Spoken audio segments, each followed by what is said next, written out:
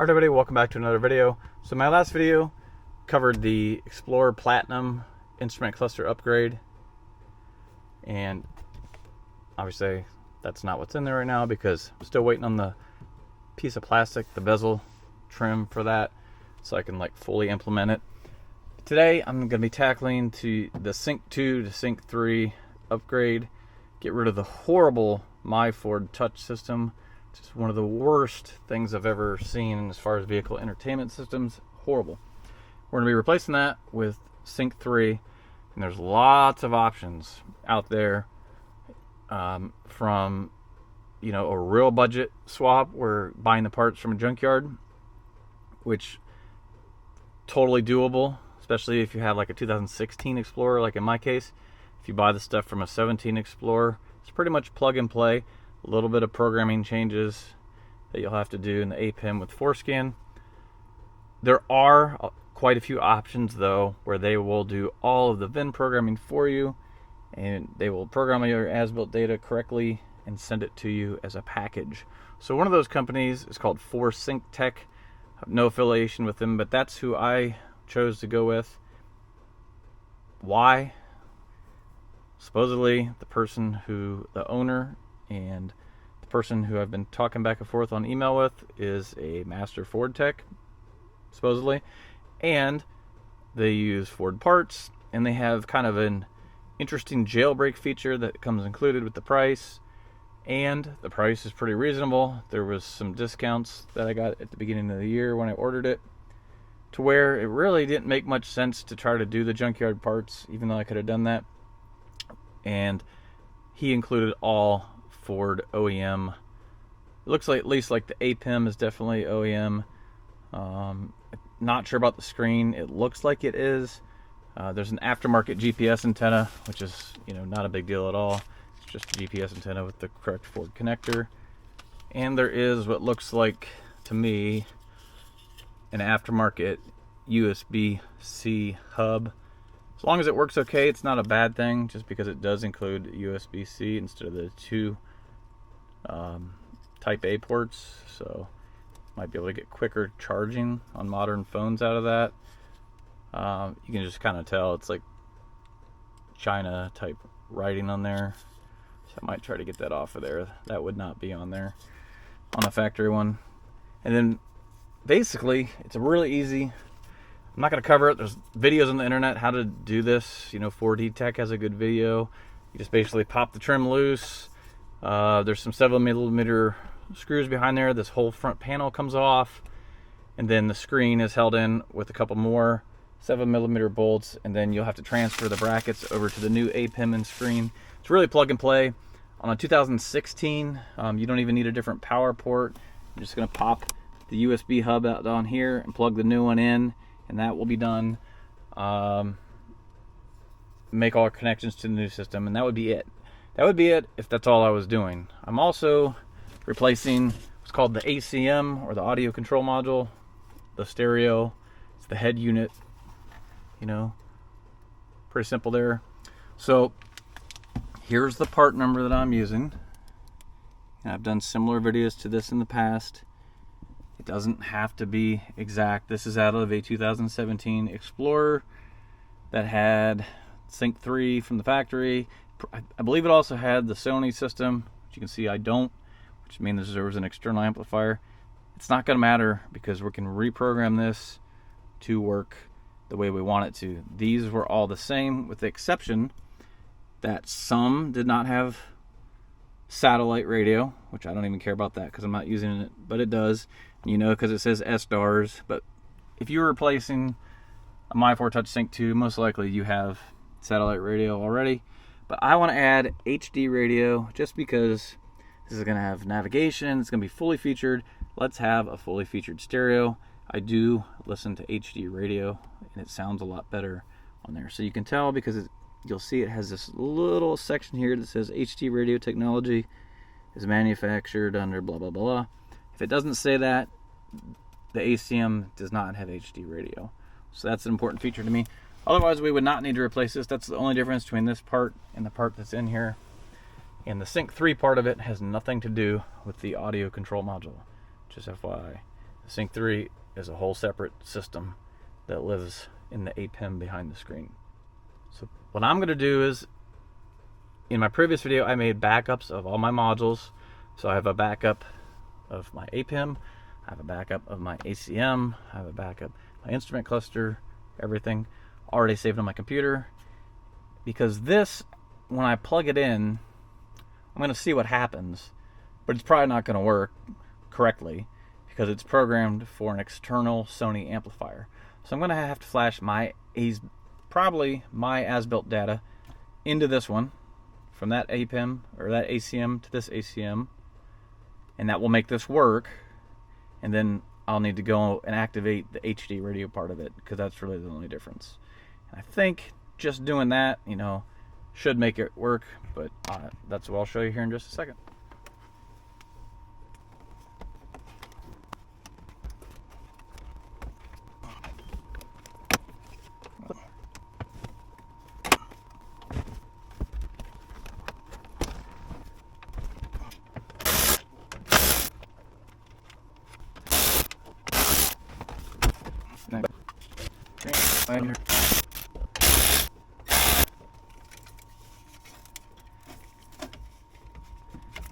Up. Just tab in, plug the USB. So these are the brackets. We're going to take a T20 Torx, and we're going to take those 4 screws out, and we need to reuse those brackets on the new APIM and screen.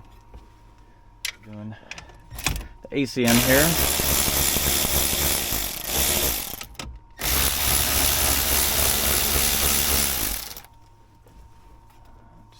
Everything from here. Make sure you don't have any CDs in here.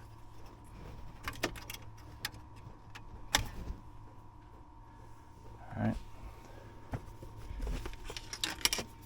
See, this is, like I said, just like this, except this one is missing the line about HD radio. Might be a good time. I know you can get it once it's turned on, but take a picture if you like satellite radio. Write down your EIN, or just take a picture of this label here. You'll need that if you're going to transfer your subscription. So if you had satellite radio on here and you want to use it on the new one, it's a different serial number. So you'll have to transfer your service.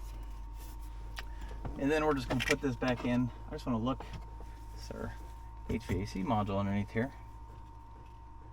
I don't think there's anything that I'll need to access to get to the USB hub, but I'm going to go ahead and pop that out real quick just to make sure it's easy to get out.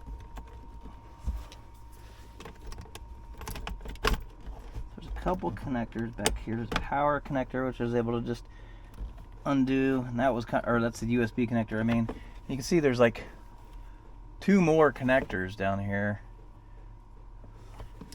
Let's see here. This looks like power. Probably. I'll do that. Oh, that's another. It's a second USB. Okay. So if we compare these,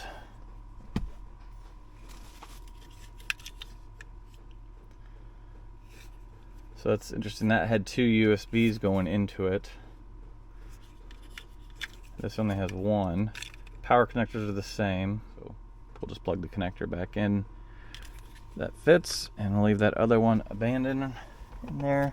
Now, if you have a 2011 through 15, I believe this procedure here is a little different, because you have to run maybe a new power wire.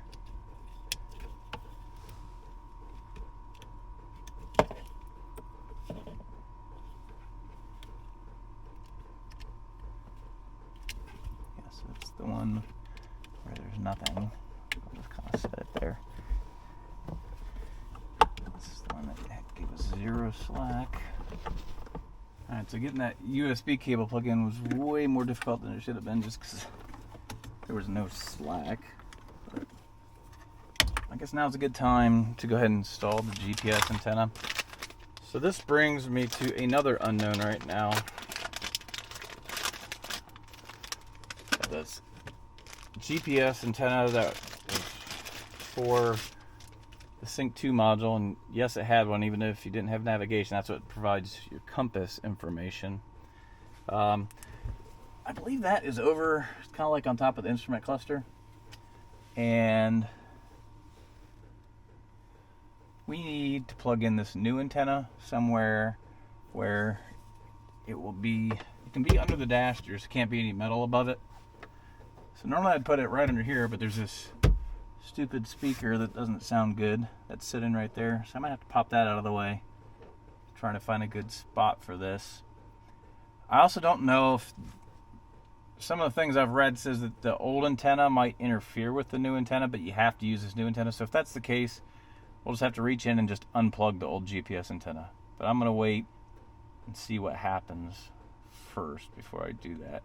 But some symptoms of that would be your navigation is always showing you just a little bit off of where you're actually at on the screen. So if you start having any kind of like weird stuff like that going on, it's probably this old GPS antenna. There's a GPS module in the vehicle that you just kind of got to disable by unplugging that, and then it will allow the APIM and the new GPS. All right, so I just popped these little clips out on the speaker, and you can kind of see there's a spot, flat spot of plastic. It's basically like under here. I'll put a little double-sided tape on here, and I'm just gonna fish that and stick it there.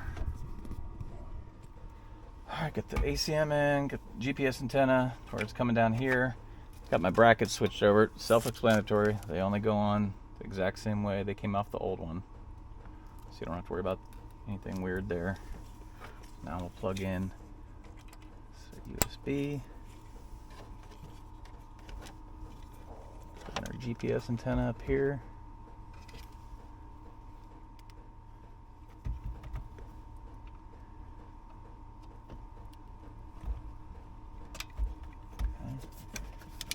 Power cable. As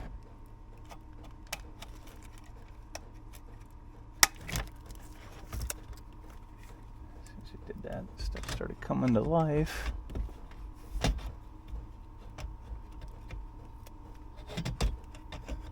Get that set in place and put 4 screws in. On.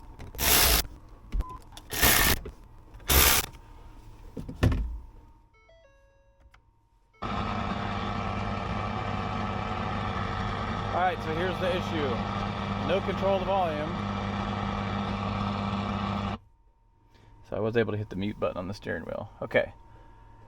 Automatic system update, sync diagnostics, we're going to turn both those off. Alright, so now you can see, yeah, it works. Probably couldn't see that because of the light, but everything works. So now I have to program the audio control module. You can hear we got sound, but it's nothing's right about it. So let me get Forscan fired up and I'll show you how we do that. All right, so I'm in Forscan on an obviously extended license. I'm going to connect to the vehicle. I'm going to do it as a new session. So I'm going to click no. I will let it ID all the new modules. So I'm going to go to module programming. We'll go to audio control module. And we're going to do as built format. And the first thing I'm going to do is I'm going to save. So this is, we'll call this new ACM 16 Explorer HD as built. I'll put the date.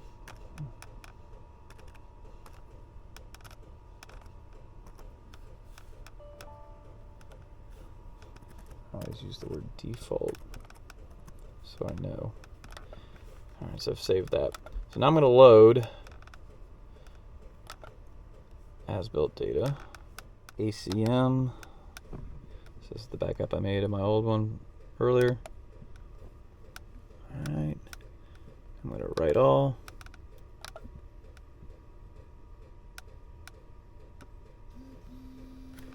Please ignition off. Back on. So you can see now we have control of the sound, so we know that it's working.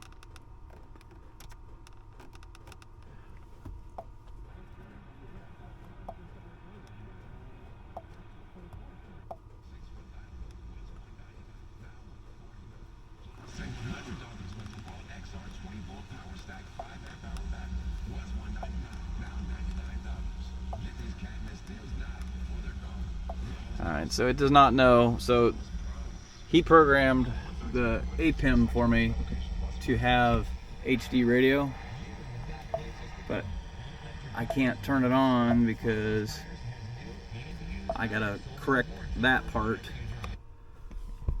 of the programming first. Alright, so I've just gone into the, I'll show you here, configuration program, APIM module configuration. Now, like I said, I already had this programmed for me for HD radio. But how you would do that is go into the APIM here. See here it says HD radio system. Mine says enabled. If it did not, you would just double click, change it to enabled, and then write that change. Alright, so now that we're done with that, we're going to go into, again, our module programming, and now we're going to go to the ACM, which we already flashed our old as-built data. We're going to go back into it. And then the only one we really care about is the first line here where it says 727.01.01. Alright, so I've got a 2015 to 2020 F-150 Forscan spreadsheet pulled up because the Explorer one sucks. It doesn't have any of this information. And the module programming is pretty much the same between the F-150 and the Explorer. So I went to ACM tab, 2015 to 17, 727.01.01. So if I look at what we have now, the first line is a 1. Okay, so if I go back to that, the first line, a 1. So it says internal SDARs enabled and APIM Gen 2 and EFP CAN based and APIM available. Okay, so that looks like that's good to just leave like that. Now we're going to go to the next digit. So you can see it's the second line. If we go here, it's an 8. Okay. I'll go back to the spreadsheet. Second line is an 8. If we look at what 8 means, HD radio disabled and DAB not available, and steering wheel controls not available. Don't worry about the SWC part. And CGA 1.3. So that's good. That's what we had. Remember, that's why I said take a picture of that in the APIM. So if we go across here, what we want to do is enable HD radio. So it's usually straight across the option. So 0, it says HD radio enabled, DAB not available, SWC not available, and CGEA 1.3. So all, and you can look at all the different options, okay? Basically, you want to match all the features except the one that you're trying to change. So we want to change the 8 to a 0. So we'll go here, change the 8 to a 0. Alright, so after I'm done with that, I'm just going to go down here. I'm going to hit write all. Click yes. Yes. Alright, I don't want me to turn the ignition off. And back on. So you'll notice now, when I go into my radio settings, I can turn on HD radio. Of course, I just need to get into an area where I can actually pick up a radio station, because I'm in the pole barn right now. Not gonna hear nothing. Alright, so I backed out of the garage for a second so you can see the HD radio light came on here. And then you have your multiple channels for HD radio.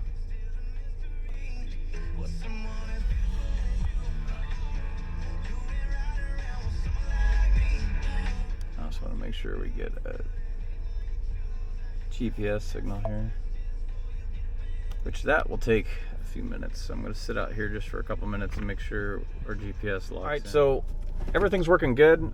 Navigation's established.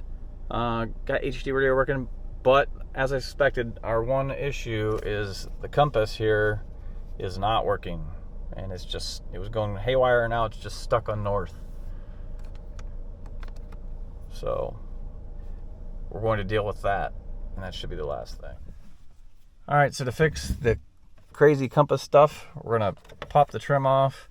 We're gonna take the 4 screws out just so we can pull that back. And if you look, make it so you can see here, this little box right here, there is our GPS antenna. You can see there's a wire going to it. Just reach in there, undo the clip. So get that unplugged. So since we got to do this anyway, actually this would have been a good spot to put that other GPS antenna, but it doesn't really matter.